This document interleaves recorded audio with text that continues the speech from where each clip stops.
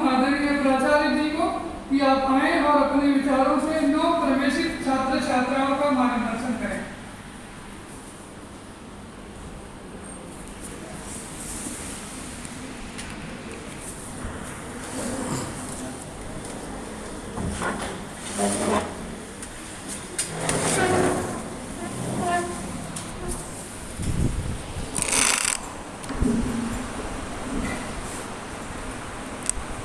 धन्यवाद संतोष जी।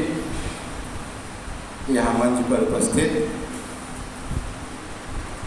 हमारे विद्वान साथी professor Sudhir Kumar Singh ji, doctor Rajesh Kumar Singh ji, doctor SP Singh ji, doctor Anubha जी, हमारे सामने बैठे हमारे सभी प्राध्यापक बंद, प्राध्यापिका बहनें, हमारे प्रिय छात्र और छात्राओं,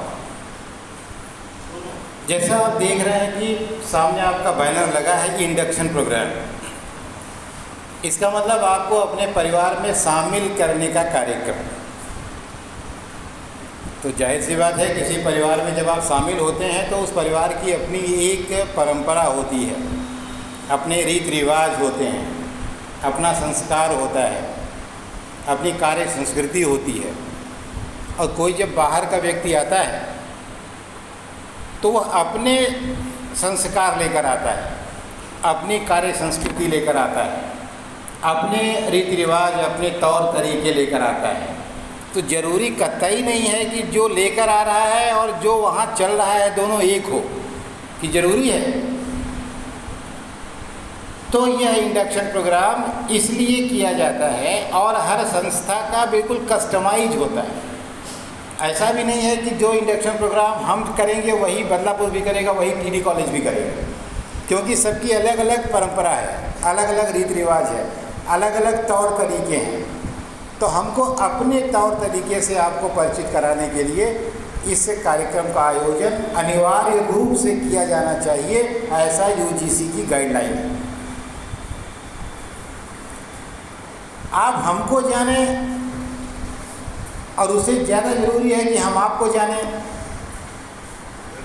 जितना हमको आपसे समस्या हो सकती है उतनी ही समस्या आपको हमसे भी हो सकती है, ऐसा नहीं है। तो दोनों एक दूसरे को समस्या न पैदा करें, दोनों एक दूसरे के सहयोगी रहें, दोनों मिल कर के संस्था के विकास में, यहाँ की गुणवत्ता को बनाए रखने में, यहाँ कार्य को बेहतर ढंग से संपन्न करने में, अनुशासन को, प्रशासन को आदि व्यवस्था को सुचारू रूप से चलाने के लिए दोनों मिलकर के जब तक कार्य नहीं करेंगे, साफ सफाई के लिए, तब तक महाविद्यालय में अनुशासन स्थापित करना किसी के बस की बात नहीं है।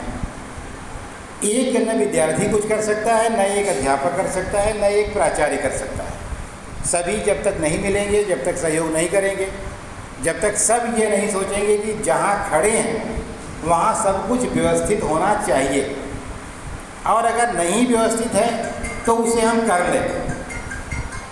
तो यदि हमारे मन में ऐसा भाव रहता है कि हम जहाँ से उठें वहाँ वैसे ही छोड़कर उठें जैसा हमको ये प्राप्त हुआ था। आप निश्चित रूप से पॉपकॉर्न खाएं, इसके लिए मना नहीं किया गया, लेकिन खाने के बाद रैपर कहीं भी ना फेंकें। रैपर को अपने बैग में रखिए, वहीं फेंकिए जहाँ उसको फेंका जाना चाहिए। कैंपस में आप आते हैं, निर्धारित यूनिफॉर्म आपका है, आप कोशिश करें अनिवार्य रूप से यूनिफॉर्म में आएँ। यूनिफॉर्म में जब आपसे कहा जाता है कि आप आएँ तो आप पर प्रतिबंध नहीं लगाया जाता, वास्तव में आपको सुरक्षित करने का प्रयास किया जाता है। आप यूनिफॉर्म में होते हैं तो हमको तुरंत पहचान में आ जाता है कि मेरा विद्यार्थी है। अब बिना यूनिफॉर्म के अगर आप आ गए तो चार बाहर के भी लोग आ गए कैंपस में, तो हम ये कैसे जान पाए कि कौन हमारा विद्यार्थी है, कौन विद्यार्थी नहीं है। और वह चार आकर के बाहर से आपके साथ कौन सी भद्रता करके चले जाएंगे, यह भी हमारे लिए जान पाना मुश्किल है। तो हम आपसे जब बार बार कहते हैं कि आप यूनिफॉर्म में आएँ, तो ये कतई मत समझिए कि हम आप पर दबाव डाल रहे हैं, या हम आपको बंधन में रखना चाहते हैं, या हम आपको आधुनिक नहीं बनने देना चाहते हैं। वास्तव में हम आपको सुरक्षित रखना चाहते हैं, और इस बात को आप स्वीकार करें, और इसे बंधन के रूप में नहीं, आप अपनी इच्छा से स्वीकार करें कि हमको यूनिफॉर्म में ही आना चाहिए। आपको आपका आइडेंटिटी कार्ड मिला है, जो गले में लटकाना है।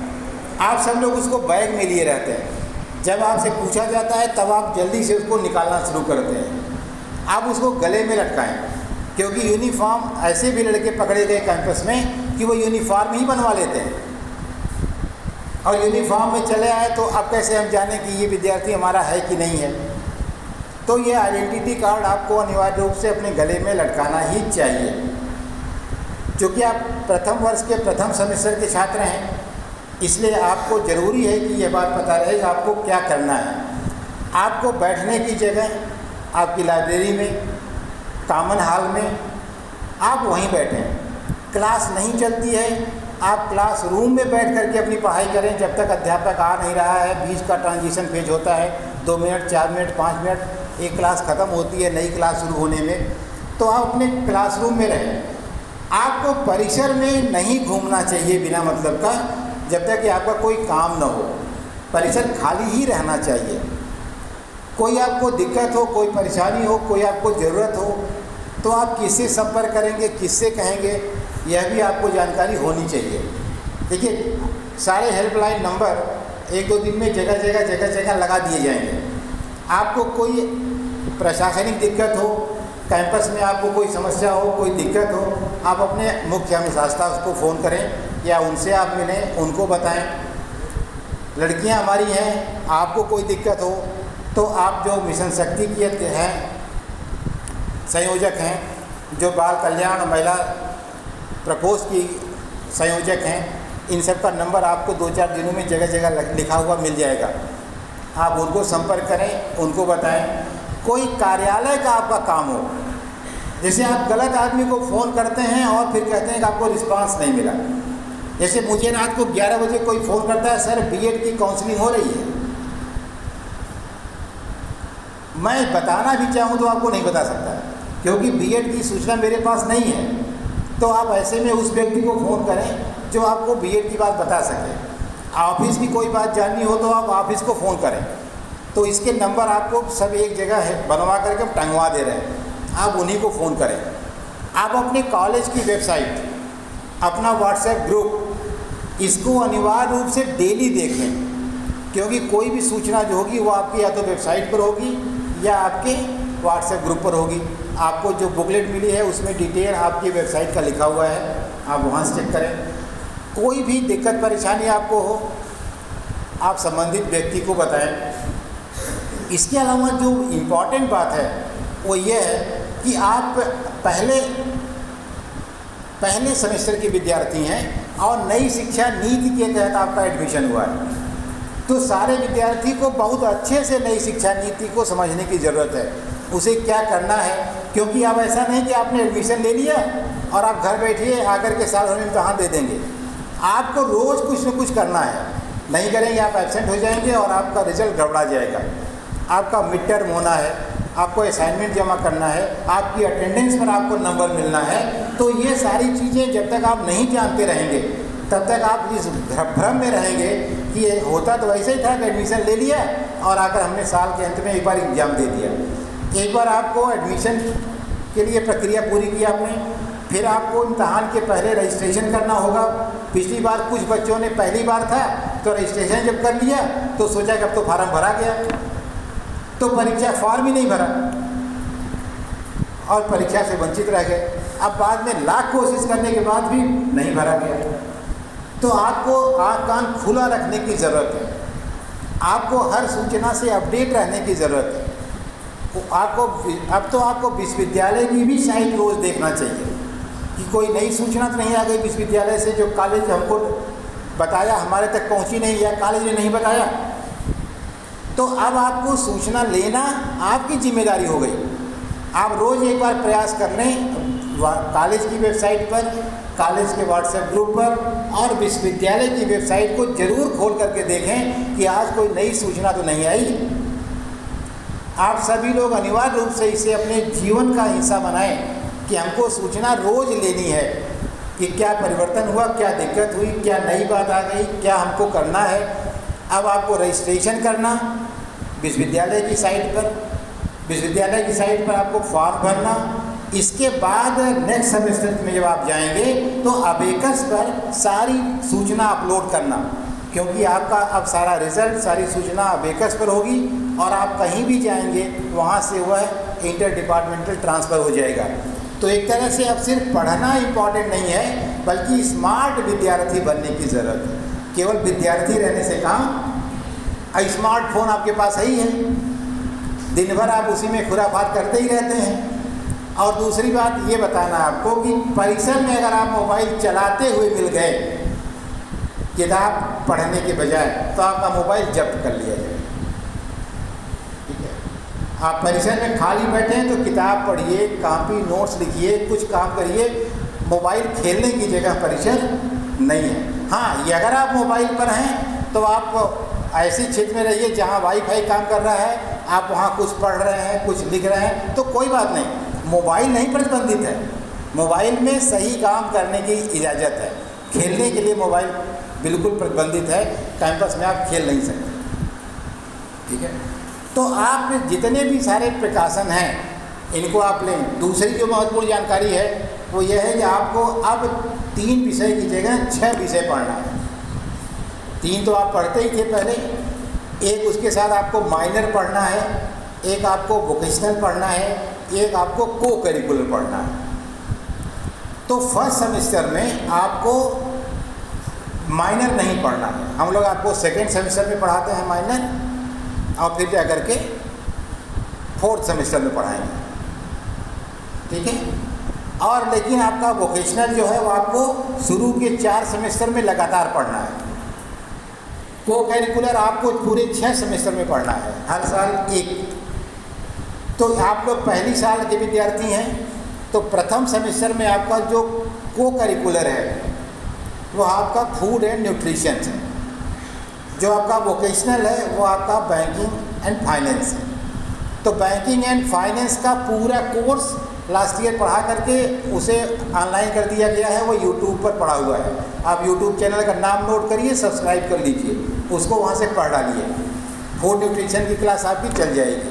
ठीक है, तो आप अरुण सिंह विनम्र मेरे यूट्यूब चैनल पर ये पूरा कोर्स पढ़ा हुआ है, आप उससे पढ़ डालिए, अरुण सिंह विनम्र। नोट कर लो सब लोग।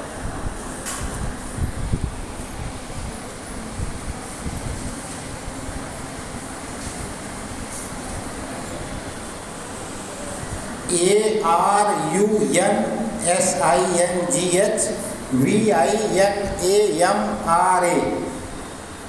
सब्सक्राइब करो और उसमें बैंकिंग एंड फाइनेंस का जो ऑप्शन है प्ले लिस्ट में, वहाँ से पढ़ डालो।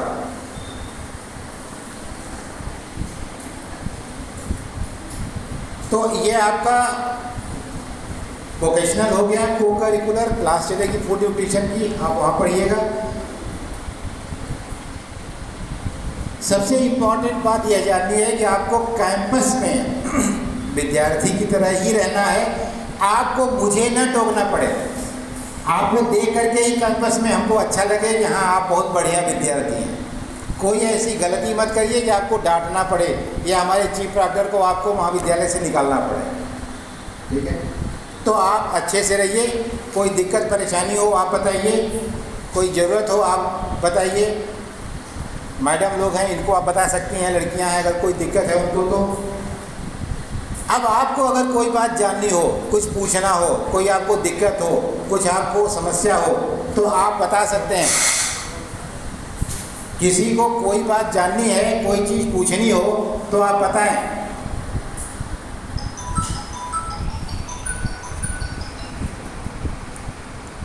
आप में से किसी को कुछ पूछना है?